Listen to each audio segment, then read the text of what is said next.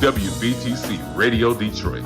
You can find us on Facebook, YouTube, X, and our website, www.wvtcdetroit.com, or download our WVTC app from the Play Store for Android users and the App Store for iPhone users.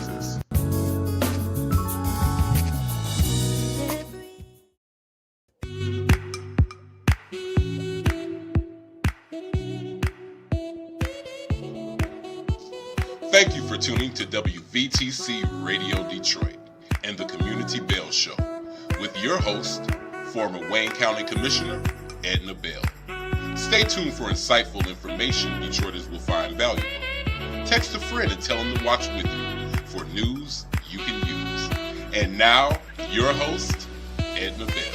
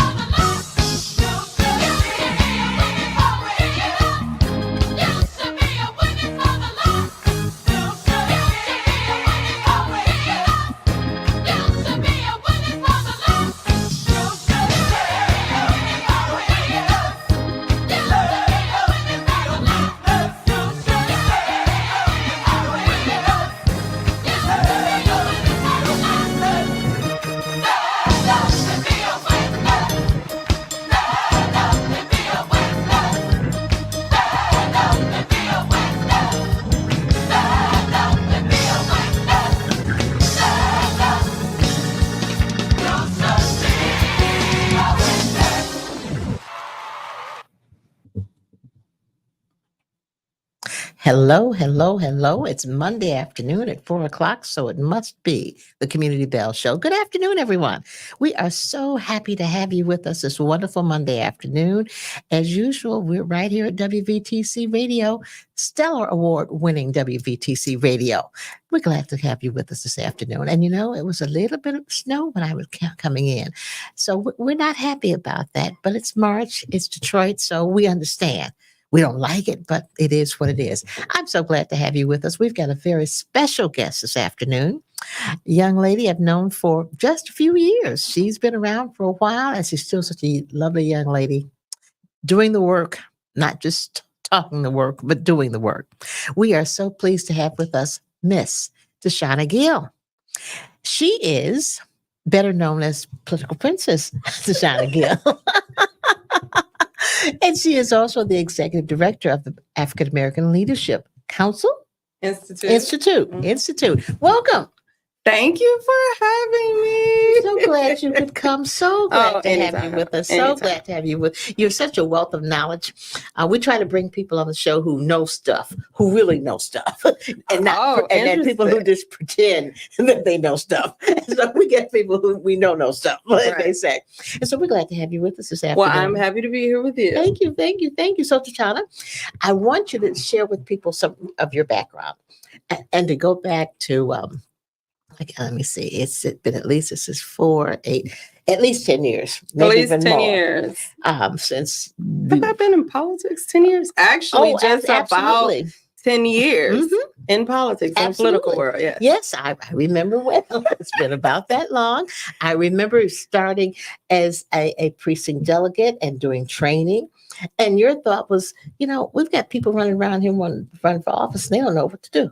They don't know what the office is, and they aren't even a precinct delegate and don't even know what a precinct delegate is. So you decided that you were going to help them know that and figure out what they should be doing. I did decide that. So talk about how you did that.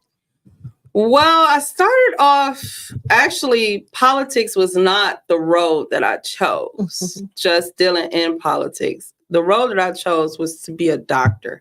I actually studied genetical engineering. Oh, my goodness. Right? I got thrown into politics because of math and science and doing surveys and all that good stuff, to where I wound up on a mayor's race in Detroit behind the scenes. And I just was surrounded by great organizers and people who became my mentor, like the wonderful Elma Stallworth, that told me that I would be great in politics, and I didn't believe it, right? But when it came to the precinct delegate thing, I was forced again by one of my mentors actually to sign up to become a precinct delegate. I did not choose that for myself. They threw a piece of paper in front of me and say, fill this out. And a document came to the house saying you're going to be on the ballot. And I'm like, what ballot? And then when I found out, I did the research to find out what a precinct delegate actually was.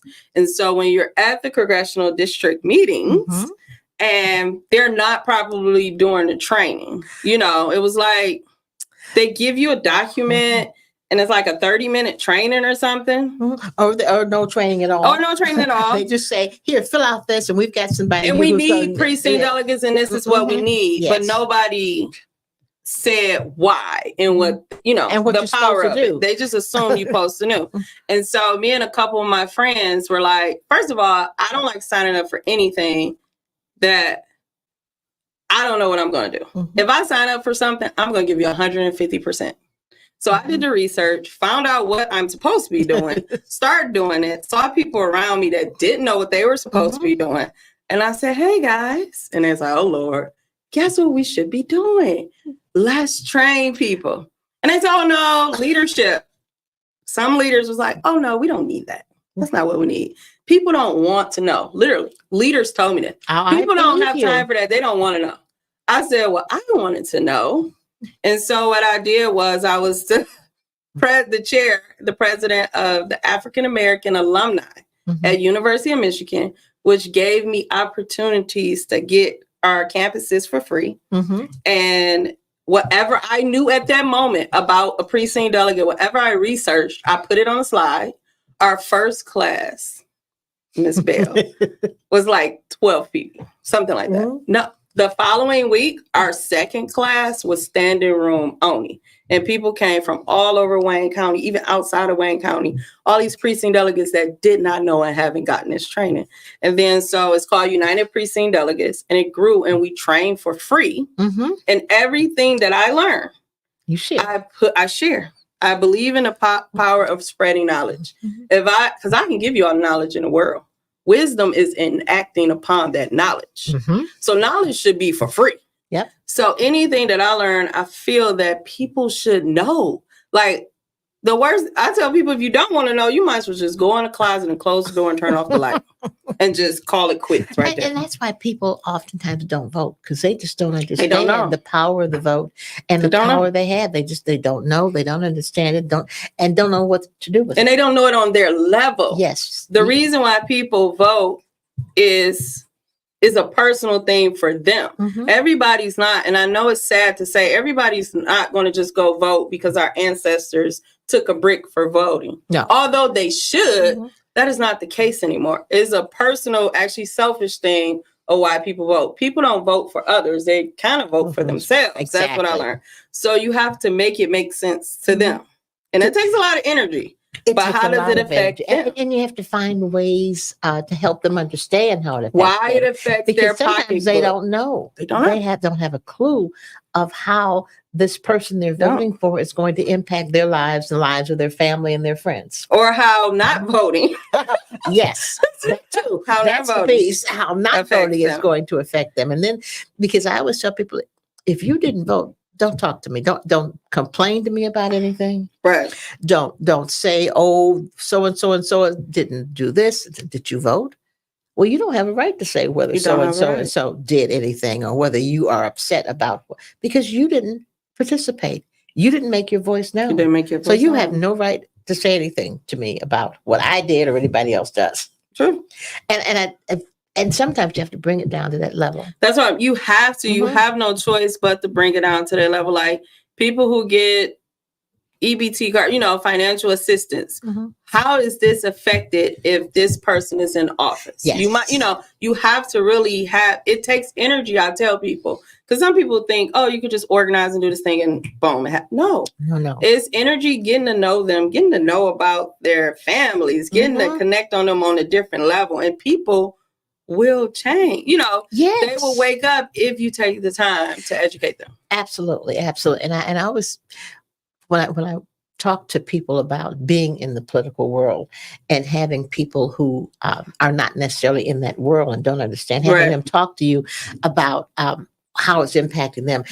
Oftentimes when people are yelling at you about something, it isn't that they're yelling at you. They're yelling at the situation. They're unhappy with their situation. And as a politician, as a person, which why office, all I do is listen. This is why I don't consider you a politician. I consider you a community servant. Exactly. Like you and your daughter are one of the few that can understand that. Sometimes people, all the time, let's just say, people just want to be heard. Yes, that's all it is. They'd come in a meeting and they'd be screaming, shouting, and I just listen. You just listen. Those people became my best supporters, best friends. Yes. And after they finished yelling and screaming and talking, and we just talk. And then they say, "Thank you for listening to me." That's all they really. That's all they want. That's one thing my mother told me. Like all the tools that I use in politics, for the mannerisms and how you treat people is taught at a young age. Absolutely. Everybody matters and they just want you to listen. Everybody voice matters and they just want you to hear. They want somebody to listen to my issue. And you're in office. Your job, I think, is to listen to my issue. Yeah. And they'd be hollering and screaming. I just kind That's true. Wait and I've listen. been in so many rooms. Yeah. And once they got a chance to get it off their chest, they were okay. They were just happy somebody listened to them and didn't shut them down and didn't start telling them, well, you this or you that. Just listen. And so I tell young folks now to just listen to people. You don't have to respond. You don't have to do anything. All you have to just listen. You just don't know how impactful that is for people. Then when you listen, you give them the knowledge and empower them. Exactly. Empowerment is, my God. It's a key. And and once you've listened to them and had a chance to explain some, they become some of your most ardent supporters. They become because they trust people, you. You took the time. That are out there working and knocking on doors, and you could call them for anything. Facts. That's how true. But that's what we do. I empower. Anybody. We are to empower. I think just the empowerment of people is so important. I always tell people, just think about the person that comes to you that's screaming and yelling. They're confused about a lot of things. You listen. You empower them with the knowledge of whatever situation they need. You tell them that with their one voice, you actually can make change. You can make a difference. In less than 2 and 3 months, then you see them out there making change. Yes. It is the most gratifying feeling ever. Yes, it really is. And then you go on to somebody else. Or they send you other people. It's like a assembly line. So that's how I look at what I do. I actually transformed it. It's not really political for me. I don't have the mindset of this is politics. I have the mindset of empowering and sharing things with people. And because when I looked at it as political, it was, it's different. Yeah, it's very different. It's very different. It's very different. So you have to like ground yourself and find a place in yourself where you're giving to others and being being beneficial to other, where you're sharing something that grows and morphs to something more powerful than yourself. Absolutely. So, and that's the piece. It grows into something much more powerful than and it's lasting. It's lasting. That kind of situation lasts long because you haven't told somebody, you've showed somebody. You show somebody. And that makes a difference. And I learned from people that came before us. Whenever I travel, whether it's in Michigan or even actually outside of Michigan, when you start having conversations with people and you ask them where they started at, you hear them say the names Comey Young. And it's very few names where you hear that they say I came from this administration. Coleman Young is Ed McNamara is another one, right? And so I found them to be great leaders. Leadership is very, very important to me, and you got to be very conscious of how you lead. That's right. Leadership is empowerment of your team around you. Yes. If I have a secretary and she's been my secretary for 30 years, something is wrong with me. I have an issue because that means I haven't sat with her and found out what she's great at, found out what she wants to do with her life. She can't just want to be my secretary forever. She has to want to start something to where I can partner with her. She can grow. She has to, She has to move on. The job of a leader is to grow your team around you. Is to, send them out all over everywhere. You will get more people will come. Yes. So you don't have to have people under you. Exactly. Forever. Exactly. That's one of my crazy greatest pleasures when I worked at Michigan Bell was being able to support people and get them to a different level, another level, a higher level, get them promoted from being a service representative to a supervisor or moving to another department that they're interested in. I had a ball doing that. I just thought that was the greatest thing under the sun. As a matter of fact, one time I had a young lady who was a service representative, and she had some issues, wasn't really happy, and she decided she was going to quit. I said, "You sure you want to do this now?" Yeah. I've just had enough. I go, okay, well, let me show you what you need to do. Okay. I get a call from her husband the next day. Miss Bell, she don't want to quit. Can she go back to work? Can she come back to work? She made no wrong decision. She doesn't want. With your guidance, you can help her. Can you please let her come back? And you can help her understand. I said, okay, if she wants to come back, tell her to come on. Right. I'll talk to her. We'll work this out. But it was funny. He said, her husband said, can she please come back to work? She does not want to quit. I said, okay. But you have to help people understand. You have to help people. You have to let them make that decision. You have to. I said, well, I can't. I'm not going to try to convince her today. I'm going to let her go home and think about this, and this is what she wants to do. You can't make people decide what they want to do. But what I asked them, anybody that's around me, especially when they first start coming around me, I ask them, what do you want to do? They don't know. What have you ever thought about doing? What do you think you can do? Okay, in 6 months, you need to get an EIN. What's the name of your company? And because it's like a 6-month gap with me. I don't want anybody just hanging around me forever, not living out their dreams. That will turn into resentment, I tell people. Absolutely. Because you're watching somebody else skyrocket, and you're still stuck at still. And plus, I just want to see people grow. Exactly. It makes you feel good. It makes you feel good to see them. It makes you feel so good. Yeah, and with the United Precinct Delegates thing, before we talk about something else, when we do the classes so much, people will be like, oh, I'm so sorry I missed the class. I was doing this. I'm like, if you actually came to every class, that means I wasn't doing my job right.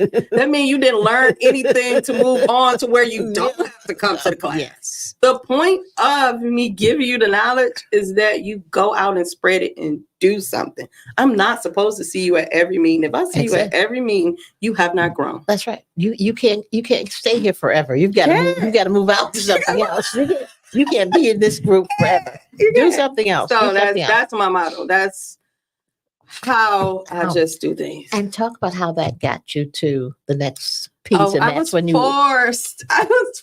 See, my story is different because I always said, well, no, I don't want to do politics. I don't want to do this. I'm going to continue my education to be Dr. Tashana Kill, right? Something my mom wants. And with mentorship, I've helped a lot of people win. And so mentors came to me. My mentors came to me and was like, Hillary Clinton was here. It started with Hillary Clinton. The big thing, the big bang. And they were like, Hillary Clinton team asked me to come on as an organizer, the Michigan Democratic Party. And I was like, no, thank you. I don't want to. And Alma Stallworth and others were like, Tashana, you're great at what you do. You're great at organizing. But you need to do this to learn the mechanisms behind a national campaign. And so I joined the Hillary Clinton team. I had Downriver area, Woodhaven, all of that, Belleville, all that area. And although Hillary Clinton didn't win, I was the #1 organizer in the state, probably in the Hillary Clinton thing. But let me tell you something. Every night we had a 9:00 call. And so I was never on that 9:00 call because I was working. I didn't care about the meetings. I cared about doing the work.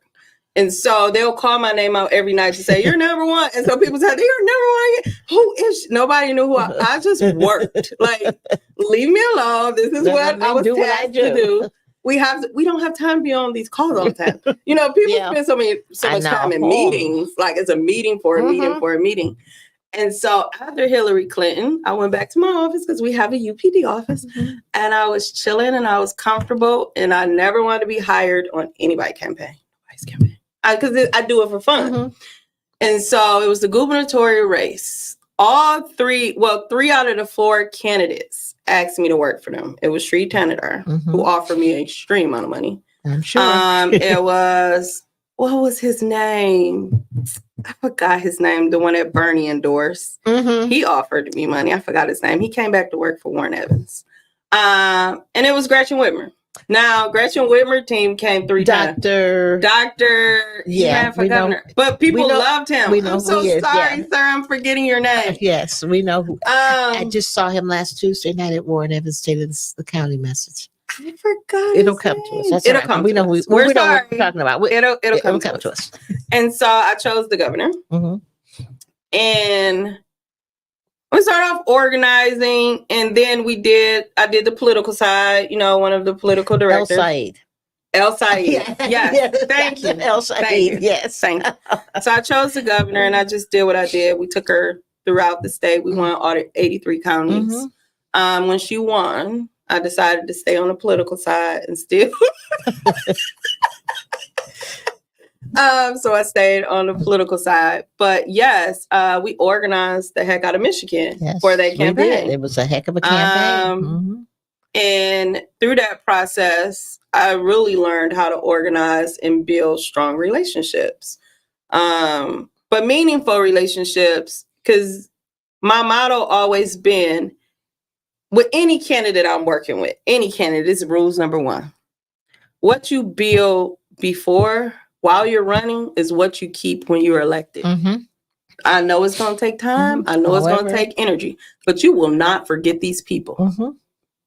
If they came and made one phone call, one text, whatever it is, knocked one door, that's time they didn't have to give you. That's right. So my motto is to always be grateful and thankful for any time. If they share a Facebook post for me, I am grateful because they don't have to do that. So with any candidate, I want is a buy-in. If you want me, know that comes with me. You will not disrespect. I don't call them volunteers. They are team members. They are gold. Mhm. You will not disrespect them, and you will remember them and respect them, because those are the people that get you They elected. got you where you are. That's right. Grassroots Mhm. creates all movements, is Mhm. what I tell people. Show me a elected official that got there without grassroots. That's right. Show me one. Show me one. Mhm. But some tend to go wherever they go and they forget. And once they get to where they are, Then they come back when it's time. like, I don't know those people anymore until 4 years down the road. And then I need them again. Let me go see who they are and where they are. And that is what, excuse my language, pisses people off. Yeah, and the governor, just watching that, I think I needed that. One, working with her better help me understand me. Mm-hmm. It let me know that I would never run for office, because I don't have the patience. You have to know you. You do I do have to not have have the patience. patience. Mhm. I will hurt somebody because they disrespect you, your family. It's a whole thing. Everybody. Now that's piece you have to have patience. You have to have patience with that. I do not have patience with the family thing. Mm-hmm. You have to have patience because they come after you and your family. I remember so well.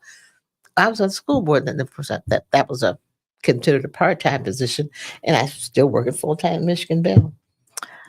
One of my daughter's teachers came into class one morning and said, well, the school board has been in the papers all this. Every time you look up, the school's in the paper, school board's in the paper.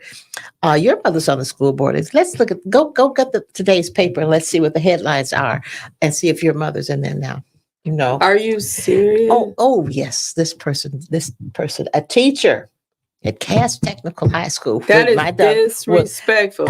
And of course, I couldn't do what I wanted to do. See? I wanted to go and see and have a few. However, that person was looking to get a promotion. Oh yeah, down the road. Never got it. No, didn't deserve it. Didn't deserve it. Now, this person doesn't know why they didn't get it, and they don't need to know why. I have the satisfaction of knowing why they didn't get it.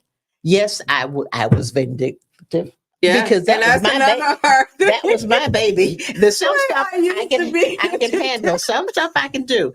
But when you start talking to my baby, it's different. It brings out a different energy. Mama bear comes out. It brings out. So it was all I could do not to go down there and jump on somebody, because in my other life, I was not as poised and kind as I used to be, but I'm working on that now. It's a process. It takes some time. I can remember my mother had a real job turning me into a lady. See, I feel so bad.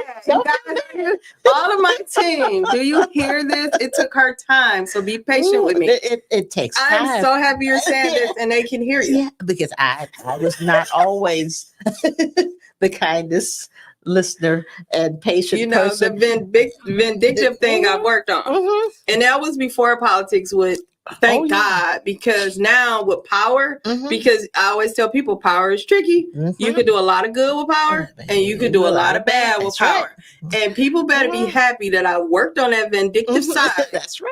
Before I got power, right? Well, I in that case, I did not. I was vindictive. I did, because there would be a lot of things stopped. Like a lot of things. I did make sure that person didn't ever get I would have made sure another too. promotion. I would have made sure she was fired. Well, however, you never get another chance to talk about another person's child in front of her classmates in school. She shouldn't have did that. I don't even know how she felt good about herself. Understatement. No, she shouldn't have did that. No, that was just so far. No, she didn't. And fortunately, offline. My girls, they grew up, knocking on doors and being. I can tell. And so she was able to handle it. And she came back, brought the paper, and said, "Oh yeah, you'll never see my mother on the headline doing anything like that. Here it is, right here. Her name is not there." She got it.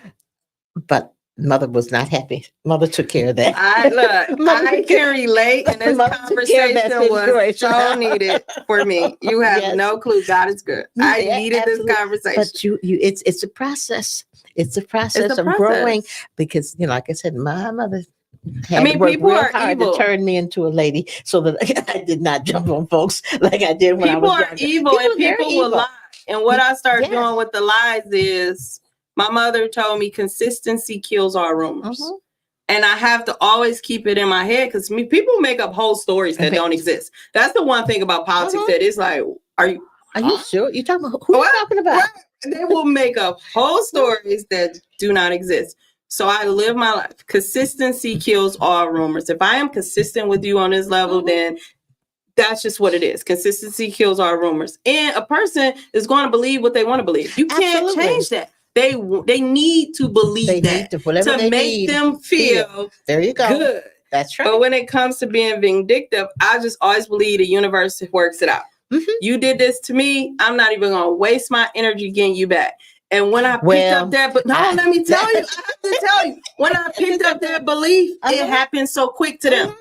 It happens instantly. You don't have to do anything. I don't have to do nothing, but just keep going. And then another thing, people always ask me, or tell me, that person is using you.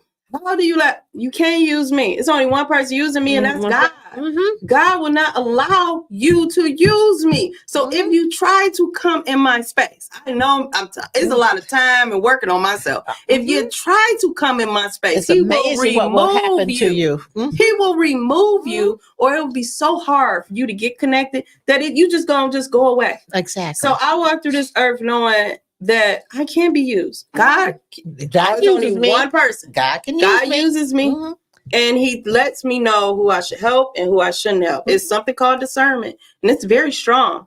And so that's how I wake up every day. That's how you got to in politics. You got to have something. You got to do that. And the other piece in politics, you've got to keep your word.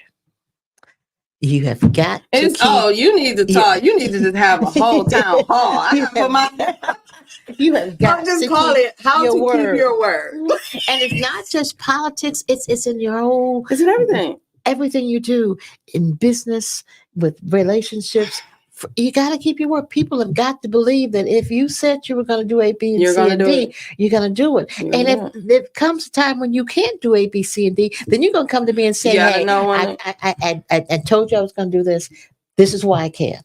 So you got to be upfront with people, but you've got to keep your word. I like what you just said. You got to be upfront with people and keep your word. And I grew up, most people don't know, but I say this as many times as I can. I grew up in a Herman Garden project, the worst project, one of the worst projects in Michigan at the time.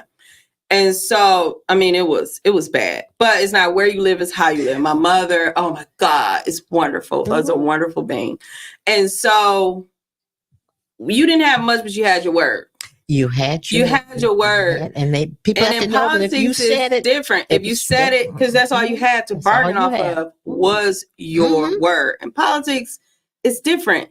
And in politics, you got to know when to walk away. Exactly. You have to know when to say no. I don't care how much money you offer me. If I can't sleep at night, no, it's not worth it. And guess what God does? Bring me double that.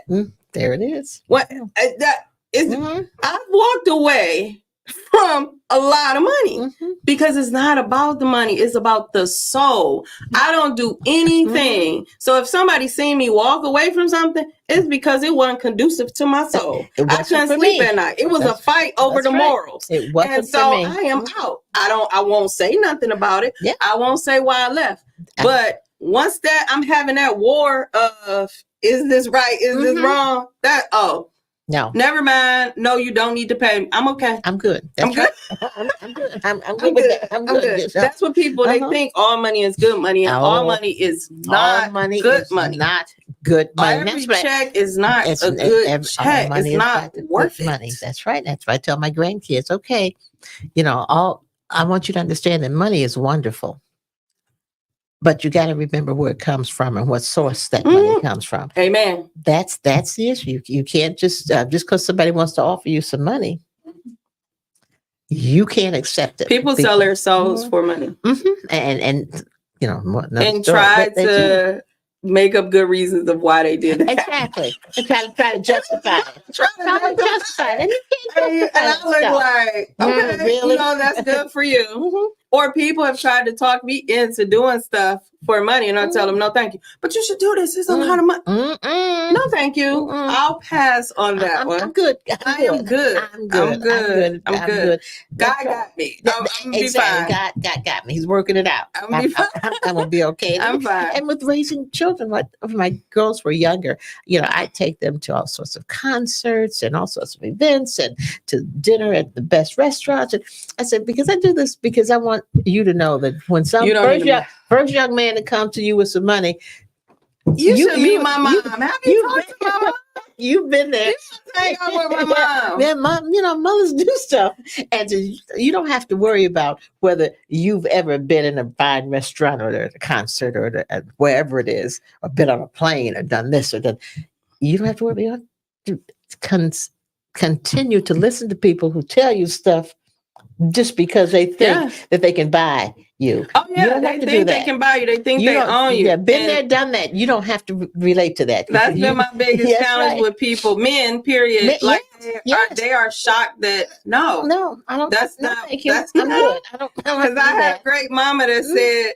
She used to say, if you see a man with a really expensive car, guess what? He's spending all his money on that anyway. But she's like, make me work. You have your own money. You know what I'm saying? It's about get your own money so you won't ever be in a situation where somebody can just cut you off. Exactly. And you're used to money. You're used to being done, doing nice stuff, I'm used to things working. done for you. So yeah, you don't have to. It's a work ethic. She also is, and like when you say the political princess name and all of this stuff, that was given to me by Bruce Feaster, by the way. Oh my wonderful Bruce! When I walked in the room on the east side in the little room, the Matrix, we was down below, and it was the Coleman Young group. Bassett was running it. And it's first time meeting Bruce Feaster, who then anointed himself as my uncle. And he was like, you the political princess. This is when I first started. And I never took on the name. In every room and every chance he got, he called me that, right? And it's when he passed away, when I took it on. But I say that to say, my mother in him told me, my mother never told me I was beautiful. Never, ever. I'll come home and I'll say, Mom, people say I'm pretty. She's like, oh, girl, please forget that. Get a book. Yeah. Pretty Get is a not book. the answer. Get That's a book. right. Bruce said it in a different way. No. Hard work gets you what you need in politics. Hard work, not looks. Looks, they sleep with looks and throw it away. Hard work. You remember how Bruce talked really fast. Yep. Hard work, niece. You will work hard. And I'm like, so he always put it into me, no matter what, do the work. Just do the work. No, don't. Just do the work, and that's what gets you where you don't have to go looking for them. They will come because you've done the work. But with awards, the rewards. But I ignore all criticism and praise. I just stay in my lane and know that I'm doing what I need to be doing, and that's what keeps my feet on the ground. Really. So when I do walk in a room and people see this other person, they don't, I ignore all the glitz, the glamour. That means nothing. I hate getting dressed up. I kind of tried to get dressed up for you today. And my friends laughed at me. It's usually I got on jeans, t-shirt, knock doors. Because we have to do the work. Gotta do the work. Some people just walk in the room dressed and think, I'm here, let me be your campaign manager. No. That's not how it goes. That's how it goes, not how it goes. Look, I want you to talk about something else because we're running out of time. But we have to do this again. We've got lots to talk about, but I want you to talk about the African American Leadership Institute. Oh my God. The African American Leadership Institute last year was the 10th year. It's the largest African American award show in Michigan, actually. African American leaders, grassroots, elected officials come all around the state till Detroit, right? And so with this, what we do, we pour into leadership. We train leaders around the state of Michigan. It was founded by Al B.J. Williams. He founded it. I came on just helping him set up the meetings and stuff, and then became the executive director. But we honor... we have a website, myblackleaders.com, but we honor leaders, especially grassroots leaders from around the state. We specifically focus on grassroots, meaning say as a woman about 80 years old, right? Mm-hmm. Nobody ever told her thank you. Never. Why do you need to say thank you to her? Because she done said and got every elected official in her county elected. Mm-hmm. From Congress on, she do the work, phone bank, knock the doors, and nobody said thank you to this lady. And so we find those people, award them, Mm-hmm. but give them like a week of fantasticness. I just made that up. Fantastic. But we cater to them and let them know thank you. They didn't ask for a thank you. They didn't look for a thank you. But not only do we do that, we go around the state training people on how to become elected officials. Good people. For free. That's the piece. For free. That's the piece. Because people will say, I'm going to run for office. Oh, really? And how are you going to do that? How are you going to do that? And what are you going to do? Because this story, the first time I ran for office, now I was a president of PTA. I just did my work in my block and in the community, and I worked at the school, and Michigan Bell. I had my job, and so when they came to me and said, "Okay, we want you, we want appoint you," I said, "No, I don't have time for that. I don't want to do that." And then I said, "Are you sure?" Nope, no, I want to do that. And then another year went by and another vacancy came up. We want to appoint you. No. I told you I don't want to do that. I'm not doing that. And as God would have it, my mother passed. And I didn't do it. I didn't know God had this coming because I had to take care of her that year. We don't know what he has coming, but it's always amazing. I said, thank you, God, because I never would have been able to do that. Right. Take care of the family and take care of my mother. And so after she passed, the election was coming up. I said, "Oh, okay." Because before I was appointed, I didn't have to run. I said, "Okay, I guess I'll do it this time." Lord, I was manager at Michigan Bell. I had all these folks who worked for me. Yes. And so we organized stuff. Y'all organized. We didn't have a clue what we were doing. That's the best time. We were down in my basement. We went to the library and we got books and we had our action plan up and we did all this.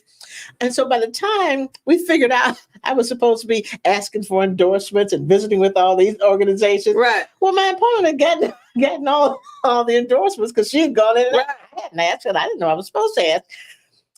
The last one was coming up. It happened to be DFT, which was absolutely the best, the most important one. So I walk in the room. John Elliott was the president back then. I've heard. I walk in the room, and who do I see as his right-hand person? My high school cheerleader teacher, the coach of our basketball team. I said, "Oh my goodness, I haven't seen this woman in 30 years." I walk in the room. She says, "Edna, I got the DFT endorsement." And that's how I won. Because they actually work. So that's what you just said. Mm-hmm. They knock doors and phone banks. Yes. See, most people don't understand. Yeah. Endorsements don't win. Mm-mm. It was a funny thing. I thought, oh my God, what are we going to do, gang? I have not asked anybody for an endorsement. I haven't done any of that. But we had a nice plan laid out, though. It was real pretty. We had organized it. We had done all sorts of stuff. It was the funniest thing. But of course, I won by 47 votes. See? By 47. And you stayed there and won every year. And won every But I went back and told my friend, these are my friends. These people, they didn't know any more about it than I did. Right. So, but that's the best. We got some books, though, and we went to the library. We read it. We didn't know what to do with it. But I'll tell you, I was on a boblo boat. Right. Somebody was having a boat ride, and they said, you need to come because there'll be a lot of politicians on the boat. So I was sitting there with one of my friends, and we were sitting there, and Nabil Leach. Nabil ran my first campaign. Nabil came. He said, "Aren't you running for school board?" I said, "Yes." I was just fine. He said, "What you doing sitting down? Get up." Come on. Nabil Leach and Brooches. Nabil Leach is yes. He said, "Get up. Come on, let's go." He walked me all over that boat. I said, "Okay. Oh, you tell me what to do. I can do it." But yeah, we didn't know what we were doing, but we won. But that's the best kind because there was wasn't anybody helping you that actually was helping you for their own reasons. Mm-hmm. It was a love campaign. Yeah. Those are my best kind of campaigns. These were my friends and other managers at the Bell and people who worked for me. We were having big fun putting the plan on paper. Little did we know. But we that train. was not how it works. See, we train people like in UPD and African American leadership work side by side with training. Because in UPD, we have classes to teach people how to fundraise, how to become a candidate, how to be a campaign manager. I raised all of $700. And won on that first campaign. I tell you, that was the Lord. That's all it was, because we sure didn't know what we were doing. That was all God. That was all God. That was the Lord. And relationship to see that you have built. Yeah, yes, the relationship. The people came out and voted because they knew you. Exactly. These were my people I work with in PTA and in my community for all those years. Endorsements don't win campaigns unless you activate that endorsement. Yes, unless you know who the people are. Because you can have every endorsement in the game and still lose because you did not activate those endorsements. Whether with a check to hire volunteers or with the people, the membership of the endorsement. Exactly. So exactly. I got a lot of stories. I love that story. That's a story. I don't feel so alone. No, don't feel alone. Half the time I didn't know what I was doing. I was just going by what my gut said, which is different. And somebody, no, that's not what you're supposed to look. My gut says this. So we're gonna do that. We're gonna do that. You're gonna have to come back because we got lots more to talk. We got lots more to talk about. We got lots more to talk about, to share, to have people understand what it really is to be a public service. That's the real key. Have them understand that. Thank you so much for joining me. Having me. I am so glad you were able to do this. Everybody, Tashana Gill, political princess. Shalana Gill. This has been a great day. We're going to have her come back to talk some more about, because we didn't finish. We got lots more to talk about. Everybody. So, and then there's so much coming up in the next few months. You may have to be on once a month to talk about some of this. Who's going to win? Some of this stuff, because it's going to be an interesting year for all of us. Yes. But thank you so much for joining me. I appreciate you coming. This has been Anytime. This has been great. Everybody, please know that Tashana, Political Princess Gill, does the work. Has been doing the work, and look for her doing the work some more. Join me to do the work. Yes, join her to do the work. The African American Leadership Institute has their annual. We have it in October this year. So, at the DIA. So look forward to that. But great show. Thank you so much. Thank you. We'll see you next Monday, everyone, for the Community Bell Show, 4:00. Be there. Now I'm going to say something. My kids will say, "Mama, you didn't say that, did you? Be there or be square."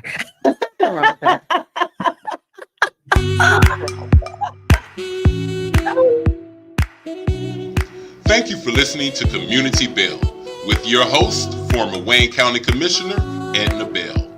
This broadcast was brought to you by WVTC Radio Detroit. You can find us on Facebook, YouTube, our website, www.wvtcradio.com, or download our WVTC app from the Play Store for Android users and the App Store for iPhone users. If you've enjoyed this broadcast, tell a friend to tune in. We'll see you next Monday at 4 p.m. Eastern to the Community Bell Show, right here on WVTC Radio Detroit.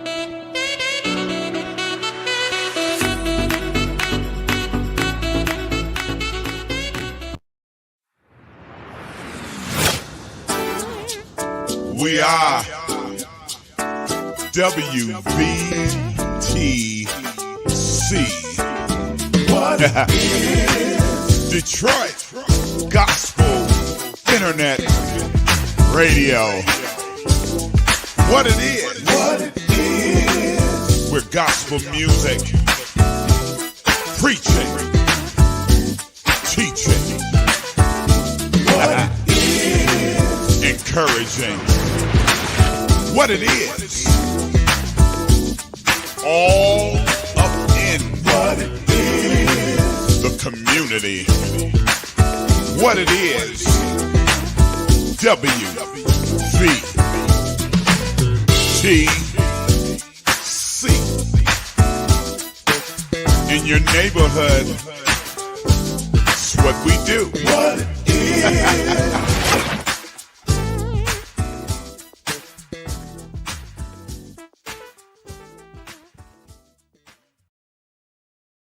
your Apple or Google Play Store and download the WVTC Gospel Radio app today. You can also say, Alexa, play WVTC Radio Skills. Would you like to play WVTC Radio Network? Absolutely. Download it today. You're listening to WVTC Gospel Radio Detroit, and we're flowing in the Spirit.